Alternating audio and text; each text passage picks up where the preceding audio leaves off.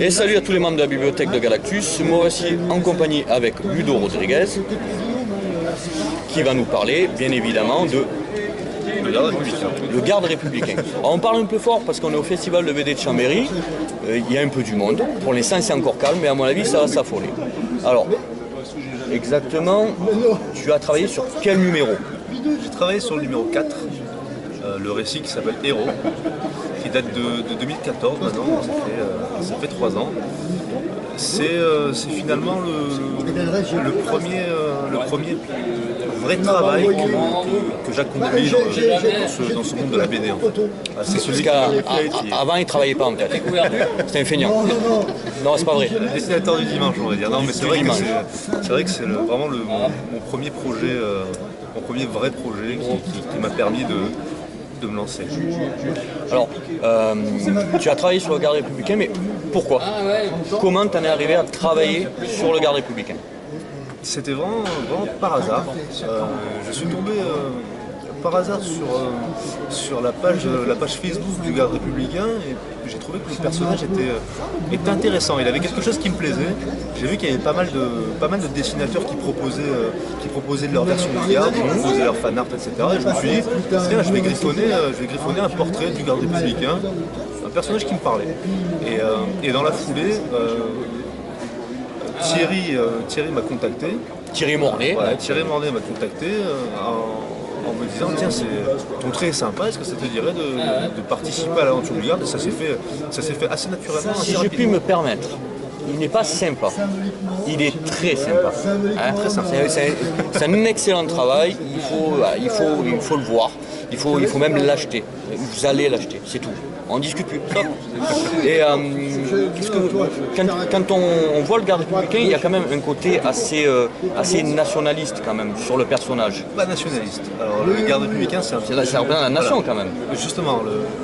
Comment toi tu le perçois? Le problème de la notion de nationaliste, c'est vrai qu'on va voir ça directement, on va le voir au sens extrême du terme. Au sens dur. Voilà, alors que le personnage républicain, c'est vraiment l'inverse, c'est un patriote plus qu'un nationaliste. Oui, c'est peut-être moi qui ai employé le mauvais terme. Voilà. Il y a vraiment un côté très patriotique. Voilà, c'est vraiment un personnage qui s'éloigne justement des préceptes du nationalisme comme on peut le voir aujourd'hui avec le Front National, etc.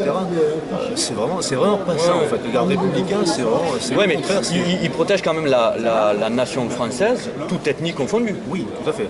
On est bien d'accord. C'est la justice, on n'est pas sur c'est la tolérance. Donc voilà, quand on parle de côté, moi, quand j'emploie le terme de nationaliste, il protège la nation française dans toute la beauté qu'elle a, et de diversité qu'elle a. Bien évidemment, c'est pas le côté dur de la chose. Ça, voilà, la difficulté, c'est de ne pas mélanger des concepts. Voilà, parce que le nationalisme aujourd'hui, ça a cette connotation extrême, et c'est pas du tout le cas du garde républicain, et c'est important. Voilà, c'est pour ça qu'on voulait aborder. C'est pour ça que je voulais aborder ce sujet-là, pour que les gens fassent bien la distinction entre un personnage qui serait extrême, comme on le dit, dans le nationalisme, où on peut bien sûr être amoureux de sa nation, sans être un gros con. Voilà. Ouais, un gros con. Faut dire ça comme ça. C'est ça. Là, c'est des gros cons. Tu as commencé à dessiner, à te rendre compte que tu étais bon à quel âge? À peu près, hein? Je pense pas qu'on se rende compte qu'on est bon, c'est plus l'entourage qui fait part de ses commentaires en disant oui, mais tu dessines bien. Non, mais tu sais, il y a un moment donné où des fois j'ai comment dirais-je, des réflexions qui sont assez pertinentes. Mais tu sais, à un certain âge, tu compares ton zizi avec ceux des copains, tu vois, et donc à ce moment-là, tu te rends compte quand même. Je pense c'est un peu pareil. C'est-à-dire que subjectivement, on n'est jamais assez bon. Non, mais t'es jamais assez bon, mais il y a un moment donné, t'es honnête et tu vois que tu dessines mieux que moi. Moi, je suis un adepte. Alors, je suis un adepte de Monsieur Patate. Je tiens à le préciser, je suis un adepte de Monsieur Patate. Et tu dessines pas du Monsieur Patate. Si on compare les deux, tu vas être objectif et tu sais que tu dessines mieux que moi. Je peux être conscient que je dessine bien, mais c'est vrai qu'en tant que dessinateur, en tant qu'artiste, on a toujours cette idée derrière la tête qui nous dit tu dessines pas encore assez, tu peux faire mieux. Voilà, on peut toujours faire mieux. Donc, de mon point de vue, je suis jamais réellement satisfait de ce que j'ai fait. Donc à partir de quel âge on t'a dit parce qu'il insiste, hein. Ouais, il insiste, ça le fait marrer un peu. On t'a dit que tu étais doué pour le dessin. À partir de quel âge à peu près tu as commencé à... Une dizaine d'années. Une dizaine d'années. Les Tortues Ninja, je me rappelle, c'est vrai que là où les autres faisaient des petits bonhommes en bâton. Je vais faire un petit aparté juste comme sans lui. Hein. Tortue Ninja, s'il te plaît. Et donc voilà. Est-ce que tu vis du dessin? Non. Non. Ça, c'est scandaleux. Principalement, je suis graphiste et c'est vrai que j'ai quelques projets perso au niveau comics. J'essaie de développer ma série. Dont il va nous tenir au courant, bien évidemment. Et à côté de ça, c'est vrai qu'aujourd'hui, je suis plus occupé à réaliser des covers que je vais essayer de proposer aux éditeurs.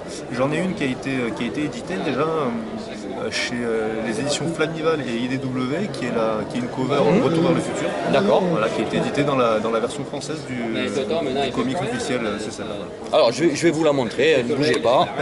C'est moi qui bouge, hein. Ouais. Moi je dis que c'est beau, c'est beau. Alors c'est fait à l'arrache comme d'habitude, c'est une caméra que je tiens à la main, je tremble, j'ai mal au bras, j'en peux plus. Mais c'est marrant. Je vais essayer de faire un petit truc qui va être peut-être un peu plus sympa. On va faire comme ça, on va tout déplacer, on va tout décaler. Bougez pas. On va essayer de la poser. Le fait que les sacs ne doivent pas rester sans propriétaire à côté d'eux. Alors, Nous avons récupéré le là, c'est ici que j'ai mal. Moi, c'est ici que j'ai mal. Bon, normalement c'est un grand angle, normalement. Voilà. Donc on n'est pas dans une gare, en fait. On n'est pas dans une gare, je tiens quand même à vous le préciser, on n'est pas dans une gare. Donc voilà, donc nous on est venus et je vais tourner un petit peu la caméra parce que depuis tout à l'heure il esquive quand même la chose. Je vais vous le rapprocher parce qu'il faut que vous voyez quand même l'animal, parce que on a quand même Thierry Mornay qui est là, hein, qui fait encore dans la discrétion, qui est tourné, mais il est là, hein, vous le voyez. Il est en pleine discussion avec des membres de la bibliothèque, bien évidemment, toujours on est partout. Et donc voilà, donc c'était juste comme ça pour prendre 2 secondes pour vous montrer que Thierry était parmi nous. Et on va continuer avec Ludo.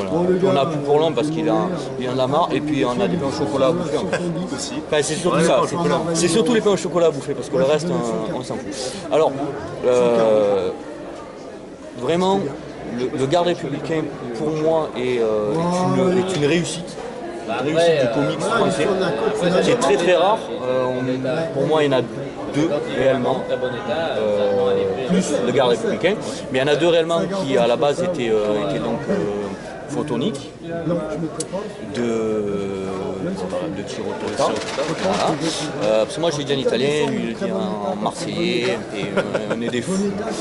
Ça, et bien sûr on avait Micros de Jean-Yves Mitton, cette légende du dessin, au même titre que pour moi Tirotota qui est un coup de crayon tous les 2 impressionnant. Et le Garde républicain est, je trouve, le digne successeur dans la lignée de ce qui a été fait avec justement en restant dans l'Hexagone. Tout le mérite en revient à Thierry d'ailleurs. Et tout le mérite en revient à Thierry. Thierry, tout le mérite t'en revient. Après le Garde républicain. Non, moi je suis. Ils n'existent pas si j'ai pas. Il existe pas, mais bon, il a l'idée au départ, hein, cher membre. Je n'existe pas si je n'ai pas des dessinateurs de talent. Voilà, peut-être vous ne l'avez pas entendu, mais il a dit qu'il ne pouvait pas exister s'il n'avait pas des dessinateurs de talent. Mais bon, l'idée de base, c'est quand même de notre ami Thierry. Et donc voilà, donc c'est vraiment pour moi une série qui est à découvrir, qui est à lire, à collectionner, à venir acheter dans les festivals quand ils peuvent être là, à les faire signer. Alors, moyen simple pour faire signer et pour avoir du temps libre, pain au chocolat. Et pas chocolatine. Hein, pas chocolatine. Alors là, chocolatine, là, je vous jure, il y en a un, il dit chocolatine. Tous les 2, ça se passe. Voilà, on viendra, mais on ne signera pas. Voilà. Moi je vous dis un peu. Voilà. Donc Thierry ne fera plus de festival. Voilà. Il est affreux. Je suis déçu. Voilà, chers membres, ben, écoutez, peut-être quelque chose à rajouter? Non. Rien de particulier. Je te remercier pour cette petite vidéo, cette petite interview. interview, c'était bien sympathique. Le papier peint aussi. Petit passage et les fins. Voilà, Les pages. chocolatines. Non, non, pas chocolatine. Papier. Et le papier peint, mais ça reste entre nous. Ça vous pouvez pas comprendre, et puis on ne veut pas en plus que vous... Non, non, ça reste pour nous. Bon, ben écoutez, les potos, je vous bise. Et puis on se dit à très bientôt sur la bibliothèque de Galactus. Comme ça, avec écrit en Salut. gros, Marvel numéro